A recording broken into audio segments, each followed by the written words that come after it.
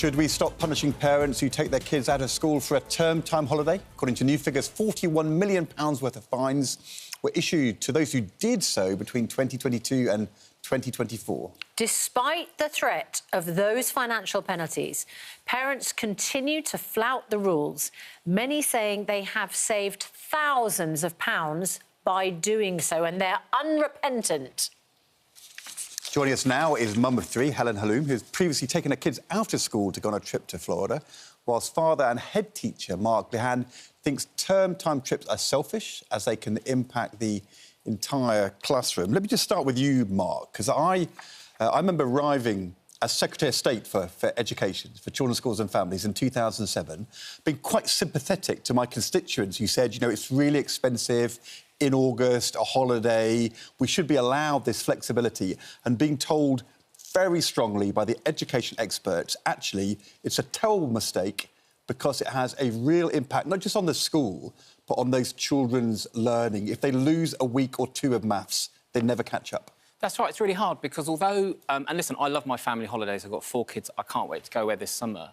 But although the children that miss school to go on a holiday might only miss a week, it's the fact that when they come back, I, as a teacher, I've got to try and help them catch up now, as well as teaching the rest of the class and as well as filling in all the gaps that will have been left behind because of that. So, you know, school is a social endeavour. If you choose to send your child to school, you're choosing to go along with the rules and you're agreeing that your child will learn as a class over time. And if those kids aren't there, they're not learning with the class and it affects everybody.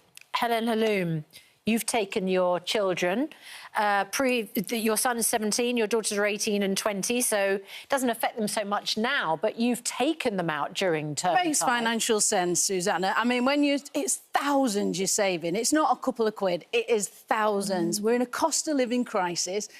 The living wages are just not happening. People cannot afford the money out of the wage to take their kids on holiday. So the head teacher says it's going to damage their education. Your children's education, how damaged was it? Pretty straight-A students, I can't say that. And I don't want to talk just about my own self because I think I want all kids to succeed, all our children.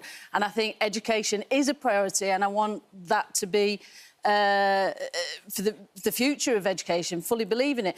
But when you're making a decision and trying to get a holiday and time for working parents, now you've got both parents working, how are they going to get an opportunity to both be off at the same time? Maybe they're working in industries that aren't sort of able to have term time or holidays off. Yeah. That might be their busy period. Mark Lane, the trouble is there are always going to be parents like Helen who say it is impossible for us to have a good value holiday in school holiday time, and look at the evidence of that family did not damage their education. And, of course, every single family that takes their child on holiday in term time is not going to do it if they think that their child's education is damaged. So how do you argue against that? It's about the fact that it might not damage, they might not feel it damages their own child's learning, but it's the impact it has on everyone else in the school. So, like I said, I've now got to plug the gaps of the kids that have missed school last week. When they come back, that's time I can't spend on children that did the right thing and were in and need that help.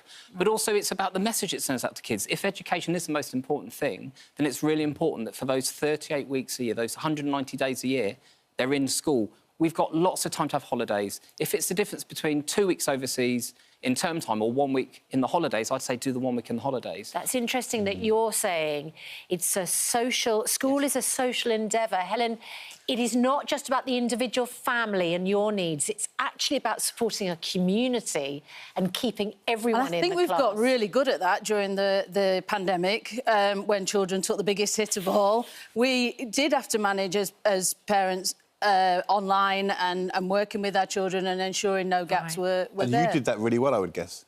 I did. But the problem is, Helen... Not all people are me, and not all people have that advantages of technology. I totally understand. And we know that in the pandemic, when loads of kids lost weeks of schooling, there were some parents who could help them to keep learning. Other parents found that really hard. Those kids really, really suffered because they weren't in school. And I think it that's may the be fine root for of your this kids, problem. but for other children... Absolutely, and I think the absences, I think this whole thing about finding and the big concentration, we actually need to look at what those absences are. I don't think it's about parents taking time off for holidays. I think it's a bigger thing about our young people's emotional, mental health. But as a head teacher, I can't say, well, it's OK for you to take a week off because you're from a nice family and it won't damage you. But you're a child from this family, that's not OK, or you've already had loads of times because of your mental health challenges. I can't, in a school, differentiate between families. I have to treat them all the same, and that's why we all have to agree together. And it's not right to do that. And I don't think parents take that...